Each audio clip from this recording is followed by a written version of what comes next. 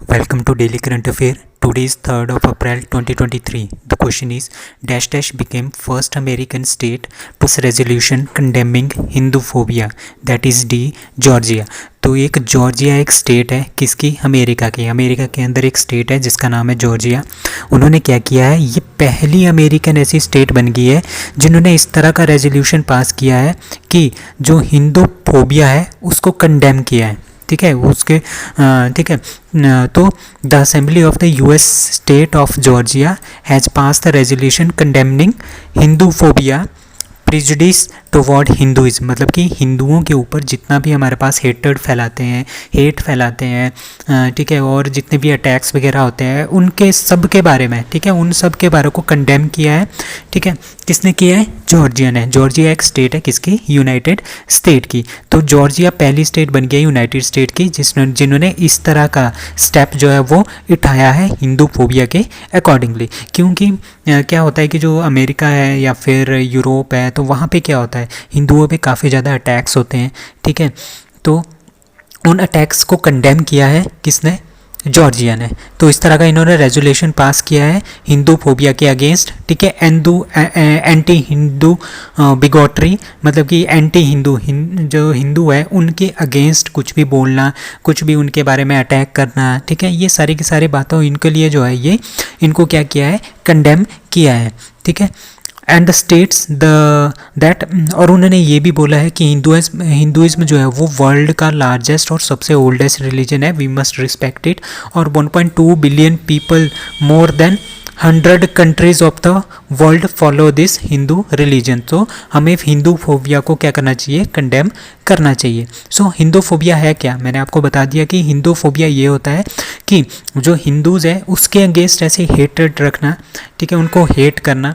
ठीक है, hostile, destructive and derogatory attitude, मतलब कि उनके तरफ एटीट्यूड रखना कि ये छोटे हैं, हिंदू हैं. ठीक है, तो इस तरह की भावना रखना, उन पे अटैक्स करना. ठीक है, उनको हेट करना, ये सारी की सारी बातें जो है वो हिंदूफोबिया के अंदर आती है. वो became the 31st member of NATO. अब अभी आपको पता था जो नॉर्थ अटलांटिक ट्रीटी ऑर्गेनाइजेशन है नाटो, जिसकी वजह से ही ये बोल रहे हैं कि रशिया यूक्रेन का वॉर हुआ है. ठीक है, नेटो. ठीक है, तो उसके कितने मेंबर थे, उसके 30 मेंबर थे. अब 31st मेंबर इसका एक और बना है, उसका नाम है फिनलैंड. तो फिनलैंड 31st कंट्री बनी है जो कि नेटो की सदस्य बनी है. ठीक है, Finland has become the 31st member and newest member है ये नाटो का. आपने याद रखना है, ये बहुत इंपॉर्टेंट क्वेश्चन है. नॉर्थ अटलांटिक ट्रीटी ऑर्गेनाइजेशन का नाम है NATO, and Turkey unanimous vote played a key role in Finland's acceptance as a NATO member. अब क्या होता है, अब नाटो में 30 देश पहले से हैं. ठीक है, उसमें एक टर्की जो है वो भी इसमें है. ठीक है, नाटो में. अब किसी भी देश को नाटो का अगर मेंबर बनना हो ना तो इन 30 के 30 देशों की सहमति होना बहुत ज़रूरी है. ठीक है, जो ये टर्की है ये क्या कर रहा था, इन जितने भी 29 देश थे वो तो फिनलैंड को एक्सेप्ट कर रहे थे कि इनको नाटो का मेंबर बना दो, बट टर्की इसमें थोड़ा सा टांग अड़ा रहा था. ठीक है, कि इनको हमने इसका मेंबर नहीं बनाना है. तो अब क्या किया है, टर्की ने ये इनको भी एक्सेप्ट कर लिया है. टर्की ने भी फिनलैंड को एक्सेप्ट कर लिया है एज ए नाटो मेंबर. तो इसी की वजह से वो 31st मेंबर ऑफ नाटो बन गया है. ठीक है, आप पता है आपको फिनलैंड जो है वो बॉर्डर शेयर करता है 1300 किलोमीटर विद रशिया. तो रशिया की जो सिक्योरिटी बेसिस के चक्कर में फिनलैंड ये ऐसा शो करता है कि हम सेफ नहीं है रशिया के साथ. ठीक है, तो इसी वजह से इन्होंने नाटो ज्वाइन किया है. ठीक है, और टर्की और हंगरी ने, ठीक है, स्वीडन, आपको पता है कि स्वीडन ने भी अप्लाई किया था नाटो के मेंबर बनने के लिए, बट टर्की और जो हंगरी है, दो देश हैं, इन्होंने इसकी सदस्यता को मान्यता नहीं प्रोवाइड की. मतलब कि टोटल 28 देशों ने इनको मान्यता दे दी थी, बट जो दो देश थे टर्की और हंगरी, उन्होंने बोला कि हम इसको मान्यता नहीं देंगे नाटो मेंबर की. तो इसी वजह से स्वीडन नहीं बन पाया है नाटो का मेंबर, ओनली फिनलैंड ही नाटो का मेंबर बना है. अभी आपको पता है नाटो का मतलब है नॉर्थ अटलांटिक ट्रीटी ऑर्गेनाइजेशन. ये एक ट्रीटी ये एक ऑर्गेनाइजेशन है, ठीक है, जो कि यूएसए ने बनाई है, ठीक है। यूएसए की कंट्रीज़ इसमें आती है, ठीक है, अमेरिका की इसमें कंट्रीज़ आती है और यूरोप की इसमें कंट्रीज़ आती हैं, ठीक है। ये क्यों बनाया गया था? ये इसीलिए बनाया गया था, ठीक है, ड्यूरिंग द कोल्ड वार। अभी आपको पता है कि वर्ल्ड वार 2 के बाद कोल्ड वार स्टार्ट हो गया था रशिया और यूएसए के बीच में, ठीक है, यूएसएसआर और रशिया के बीच, सॉरी यूएसएसआर और अमेरिका के बीच में, ठीक है। उसी के चक्कर में, ठीक है, यूएसएसआर जो सोवियत है उसके एक्सपेंशन को रोकने के लिए जो है ये नाटो बनाया गया था। इसका मतलब ये था जो भी नाटो का सदस्य होगा, अगर उसके ऊपर, ठीक है, अभी कितने 31 देश हैं, अगर इन 31 देशों में से किसी भी एक देश पे हमला होता है तो इसका मतलब ये होगा कि जो 31 जो देश है सभी देशों के ऊपर हमला है और वो मिलके उस बंदे के ऊपर, उस देश के ऊपर अटैक करेंगे जो कि अटैक कर रहा है, ठीक है। ये इसका फ़ायदा है। तो नॉर्थ अटलांटिक ट्रीटी ऑर्गेनाइजेशन 1949 में फॉर्म हुआ था और इसका हेडक्वार्टर है ब्रुसेल्स, बेल्जियम में। नाटो के सेक्रेटरी जनरल है जेंस स्टोलनबर्ग, आपने याद रखना है। फिनलैंड, अब फिनलैंड के बारे में जानते हैं। यहाँ के प्राइम मिनिस्टर है साना मैरिन, कैपिटल है हेलसिंकी और इसकी करेंसी है euro. War and women book is written by that is M.A. Hasan. तो M.A. हसन ने एक बुक लिखी है जिसका नाम है वॉर एंड वीमेन, ठीक है। तो ये वीमेन के बारे में है, ठीक है। कब की है? जो बंगाली वीमेंस है, ठीक है। आपको पता है कि 1971 का वॉर हुआ था, ठीक है। उससे पहले क्या हुआ था, बहुत ही ज़्यादा नरसंहार जो है वो कहाँ पे हो रहा था, बांग्लादेश में हो रहा था। वहाँ की बंगाली वीमेन को ज़बरदस्ती उनके साथ सेक्सुअल वायलेंस जो है वो करते थे, ठीक है। तो जितने भी ये सफ़र हुए थे, जितनी भी ये फीमेल सफ़र हुई थी सेक्सुअल अब्यूज़ और सेक्सुअल वायलेंस के थ्रू इन 1971 के वॉर के टाइम, उनके बारे में जो है ये बुक लिखी गई है। वो लिखी है M.A. हसन ने, वॉर एंड वीमेन, जो कि लॉन्च हुई है। ये बहुत इंपॉर्टेंट इसलिए बन जाती है क्योंकि ये यूनाइटेड नेशन की बिल्डिंग में इसको लॉन्च किया गया है, ठीक है। Doctor M.A. हसन की बुक है war and women is launched during the 52nd session of the United nation की ह्यूमन राइट काउंसिल के, ठीक है। Human right council, United nation का जो ह्यूमन राइट काउंसिल है उसका 52nd एडिशन चल रहा था, वहाँ पे इसको लॉन्च किया गया है war and women, written by M.A. Hasan. तो ये बहुत ही ज़्यादा इंपॉर्टेंट जो है हमारे पास क्या बन जाती है, बुक बन जाती है, ठीक है। The event was organised by, किसने ये इवेंट ऑर्गेनाइज किया था? बांग्लादेश के जो फ्रीडम फाइटर्स हैं उनकी एक पार्लियामेंट है, कहाँ पे? यूरोप में, ठीक है। और जो आपको पता है UNHRC का जो हेडक्वार्टर है वो कहाँ पे है? जिनेवा, स्विट्ज़रलैंड में। Who has been awarded the Olympic gold medal after a decade, ठीक है। मतलब कि 10 साल के बाद जो है ओलंपिक गोल्ड मेडल जो है दिया गया है किसको? लाशिंदा डेमस को, ठीक है। लाशिंदा डेमस को दिया गया है ये अवार्ड। अभी हुआ क्या था, अभी लंदन में गेम्स हुई थी, ओलंपिक गेम्स 2012 में। उसमें क्या हुआ था, उसमें एक स्प्रिंटिंग थी। स्प्रिंटिंग मतलब कि एक रनिंग, उसको हम बोलते हैं हर्डल्ड रनिंग, ठीक है। जो एक हर्डल्ड रनिंग थी वो एक रेस होती है जिसमें बहुत सारे ऐसे हर्डल होते हैं, उसको पार करके हमने आगे जाना होता है और जो पहले पहुंचता है वो जीतता है, ठीक है। उसमें क्या हुआ था, उसमें जो नताल्या अंत्युक थी, ठीक है, कहाँ की है ये? रशिया की है, ठीक है। ये इन्होंने गोल्ड मेडल जीता था उसमें, ठीक है। और दूसरे नंबर पे थे लाशिदा डेमस, वो थे सिल्वर मेडल के ऊपर। अब क्या हुआ, जो ये गोल्ड मेडलिस्ट है ना, ये गोल्ड मेडलिस्ट है, इसके ऊपर चार्जेस लग गए थे, किस चीज़ के? डोपिंग के, कि भाई इन्होंने इस तरह का पदार्थ खा लिया था जो कि क्या है? प्रोहिबिटेड है, ठीक है। तो प्रोहिबिटेड है, तो इसको प्रूव करने में 10 साल लग गए, ठीक है। अभी ये प्रूव हो गया है कि इन्होंने ये सच में खाया था, तो इनका जो गोल्ड मेडल है वो शिफ्ट कर दिया गया है किसको?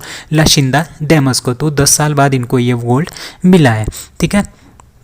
सो more than a decade after 2012 London Games, Lashinda Demus a sprinter from United State की ये स्प्रिंटर है, रनर है, ठीक है। Olympic gold medal at the age of 40, 40 साल की उम्र में इनको क्या दिया गया है? ओलंपिक गोल्ड मेडल दिया गया है, ठीक है। और जो चेगिया जुआना हैंजुनोवा है उनको सिल्वर दिया गया है, और जो जमैका की कलिस स्पेंसर है उनको ब्रॉन्ज दिया गया है। मतलब कि एक एक करके ये शिफ्ट हुआ है आगे को, क्योंकि जो इनकी गोल्ड मेडल थी नताल्या अंत्युक, उनको वो डोपिंग के मामले में इसमें फंस गई है, ठीक है। अंत्युक जो थी उन्होंने बीट किया था डेमस को बाय 0.07 सेकेंड से इन लंदन ट्रैक में, ठीक है। अबाउट लंदन ओलंपिक्स 2012 के बारे में जानते हैं। ठीक है, आपको पता है कि लंदन में हुई थी ओलंपिक 2012 में। ठीक है, कम 27 जुलाई से 12 अगस्त 2012 तक।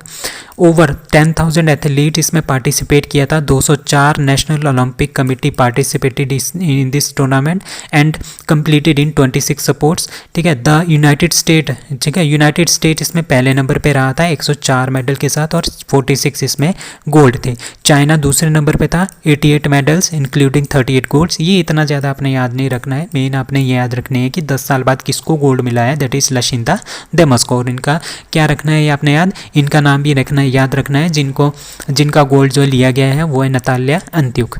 ठीक है, और कितनी थी, 400 मीटर की ये हर्डल रेस थी। ये 3 बातें आपने याद रखनी है। India's defence export touch all time high of that is 15,920 crore. ठीक है, इंडिया का जो डिफेंस एक्सपोर्ट है, मतलब कि डिफेंस के जो हमने इक्विपमेंट बनाए हैं उसको हमने बाहर बेचना है और देशों को। ठीक है, वो बहुत ज़्यादा हाई हो गया है, मतलब कि ऑल टाइम हाई। आज तक हमने इतना ज़्यादा अपने शस्त्र जो है बाहर नहीं बेचे हैं। ठीक है, सबसे ज़्यादा हमने इस साल जो बेचे हैं अपने शस्त्र औजार, ठीक है, वो है 15,920 करोड़ का एक्सपोर्ट जो है हमारा डिफेंस का हो गया है। ठीक है, तो डिफेंस मिनिस्टर है हमारे राजनाथ सिंह जी, उन्होंने 1 अप्रैल को बोला कि इंडिया का जो डिफेंस एक्सपोर्ट है वो बहुत ज़्यादा हाई हो गया है, मतलब कि ऑल टाइम हाई हुआ है 15,920 करोड़ का इन फाइनेंशियल ईयर 2022-23। ठीक है, इंडिया और 2020-21 में ये 8,434 का था और 2019-20 में ये 9,115 का था और 2018-19 में ये 10,745 का था। तो ये ऑल टाइम हाई है 15,920 इन फाइनेंशियल ईयर 2022 एंड 2023। आपने ये याद रखना है, very very important. So defence इसको इंक्रीज़ करने के लिए कैसे इंक्रीज़ हुआ ये, ठीक है, डिफेंस प्रोडक्शन हमने इंक्रीज़ की, प्रोडक्शन ज़्यादा से ज़्यादा की। एक्सपोर्ट करने के लिए हमने प्रमोट किया अपने किसको, अपने औजारों को, अपने जो भी हमारे पास चीज़ें हैं, ठीक है, जैसे मिसाइल्स हैं, ठीक है, उनको हमने प्रमोट भी किया, उनको हमने खुद बनाया भी। ठीक है, और गवर्नमेंट ने कुछ पॉजिटिव इंडिजीनियस लिस्ट, मतलब कि कुछ एक ऐसी लिस्ट जारी की है कि ये डिवाइसेस हम खुद इंडिया में बनाएंगे। उसमें 209 आइटम्स जो है वो इंक्लूडेड है, जिनको बाहर से ख़रीदना बहुत ही ज़्यादा क्या है, मतलब कि उनको हम बाहर से नहीं खरीद सकते। ठीक है, उनको हमने खुद ही भी बनाना है। ठीक है, इस वजह से भी हमारा प्रोडक्शन और जो एक्सपोर्ट है वो इंक्रीज़ हुआ है। ठीक है, और 2 डेडिकेटेड कॉरिडोर हमने बनाए हुए हैं, एक तमिलनाडु में और एक यूपी में, जहाँ पे जो है ये डिफेंस मैन्युफैक्चरिंग होती है। ठीक है, अब विज़न क्या है, विज़न भी आपने याद रखना है कि हमने $25 बिलियन का एक्सपोर्ट करना है, इंक्लूडिंग एक्सपोर्ट ऑफ, ठीक है, टोटल टर्नओवर हमारा $25 बिलियन का होना चाहिए इन डिफेंस। इसमें से एक्सपोर्ट हमारा $5 बिलियन जो है वो होना चाहिए in aerospace and defence goods by 2025। Which states becomes first state in India to have 100% electrified railway network, that is B Haryana. तो हरियाणा एक ऐसी स्टेट बन गई है, मतलब कि पहली स्टेट बन गई है इंडिया की जहाँ पे जितनी भी हमारी रेलगाड़ियाँ चलती है वो सारी की सारी इलेक्ट्रिसिटी के ऊपर बेस्ड है। ठीक है, तो कौन है, हरियाणा। तो Indian Railway has successfully completed 100% electrification of railway network in the state of Haryana in March 2023। ठीक है, तो इसका फ़ायदा क्या है, अगर हमारे पास इलेक्ट्रिसिटी से चलने वाली ज़्यादा से ज़्यादा ट्रेन हैं, इससे क्या होगा, ठीक है, कोयले के ऊपर डिपेंडेंसी कम हो जाएगी, जिसकी वजह से क्या होगा, इन्वायरमेंट में जो गैसेस है, कार्बन डाइऑक्साइड गैसेस है, धुआं है, ठीक है, PM 2.5 और 10 है, ठीक है, जो कि क्या हमारे पास एक तरह का क्या बोलते हैं हम इसको, ये सारी की सारी गैसेस जो है, हार्मफुल गैसेस जो कोयले के जलने से निकलती है वो नहीं निकला करेगी, जिससे हम कार्बन न्यूट्रल की तरफ एक कदम हमारा और हो जाएगा। ठीक है, तो electrification project cover existing broad gauge, ठीक है, broad gauge network of 1701 route kilometres in Haryana. तो इस वजह से क्या होगा, तो सबसे पहले आपको पता है कि क्रूड ऑयल हम बाहर से खरीदते हैं। ठीक है, बाहर से खरीदते हैं, अगर हम क्रूड ऑयल के ऊपर अपनी रेल चलाएंगे, ट्रेन चलाएंगे, तो हमारा इंपोर्ट इंक्रीज़ हो जाएगा, जिसकी वजह से हमारा जो फॉरेन एक्सचेंज है वो डिक्रीज़ हो जाएगा।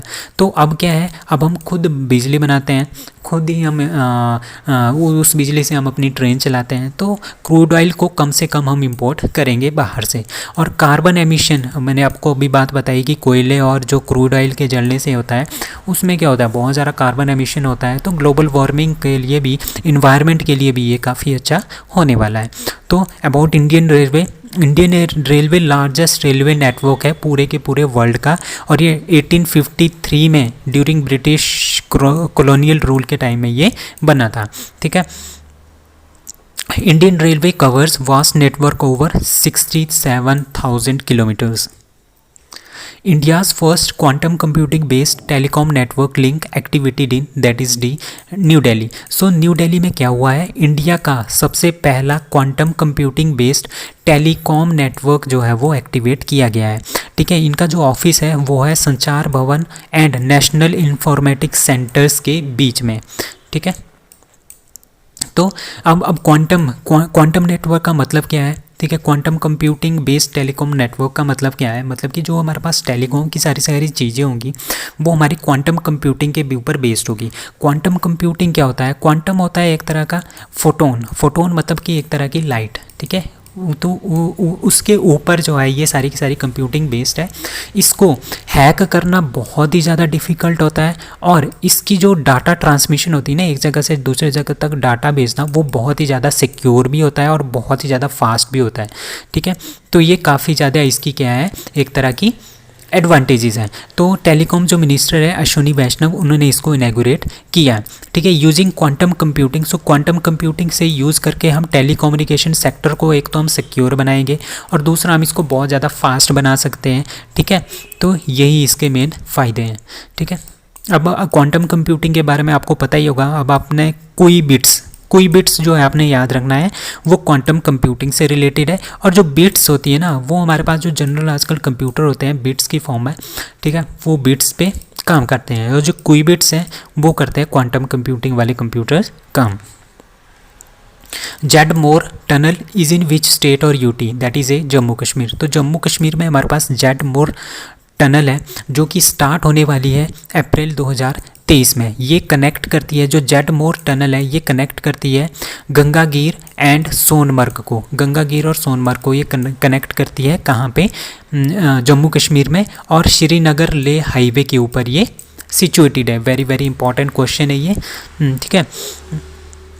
तो जो नितिन गडकरी है, ठीक है, उन्होंने ये बोला है कि हम इस तरह की 9 टनल्स जो है वो बनाई जा रही है जम्मू और कश्मीर के बीच में, और एशिया की जो लॉन्गेस्ट टनल है जोजिला टनल, वो भी रेडी हो जाएगी 2024 तक।